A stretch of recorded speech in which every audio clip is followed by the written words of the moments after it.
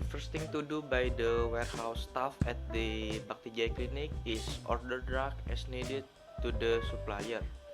After the goods arrive and are received, the invoice, quantity, and expired date are checked.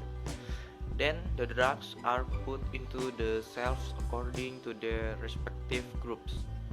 The placement of group of drugs in Bakti Jaya Clinic is grouped based on their use, such as antibiotics, fever medications, pain or inflammation medications. Then there are cold and cough medications, stomach medications, stomach pain medication, and etc. Then there is a grouping of chronic drugs such as diabetes drugs, blood pressure drugs. Then there are again based on the type such as tablets, syrup, and ointments. In Bakti Jaya Clinic doesn't do stock takes, so if number of items in data with the number of items physically is not the same, the staff do a sales book review, because there is a possibility that sales transactions were forgotten to be entered. Their way of knowing that number of items in the data with number of items physically is not the same is by doing stock taking and cycle count.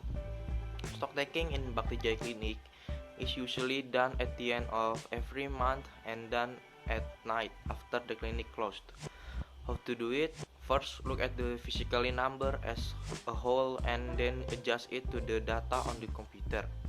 If there is a difference in the amount of data, it is recorded and reviewed again in the purchase book. After the difference in the data is corrected through a special application belonging to the clinic, at the time of doing stock taking, also checking the expired drug data contained of the drug package. Thank you, Noval, for the explanation. Now I will continue the explanation. So, how to do a cycle count at Bakti Jaya Clinic? The cycle count period here varies based on the type of the medicine. For example, antibiotic, high blood pressure drugs, and sugar drugs. Usually a cycle count is done every 2 or 3 days. The way to do it is the same as doing a stock takes. The solution to solve it usually a problem when working in warehousing sector. Especially here is the wide racks of Yongkarang, so that drugs can be agreed by use. The solution to solving the problem is usually if the drug shelves are full of new items that have just arrived are not put directly to the shelf.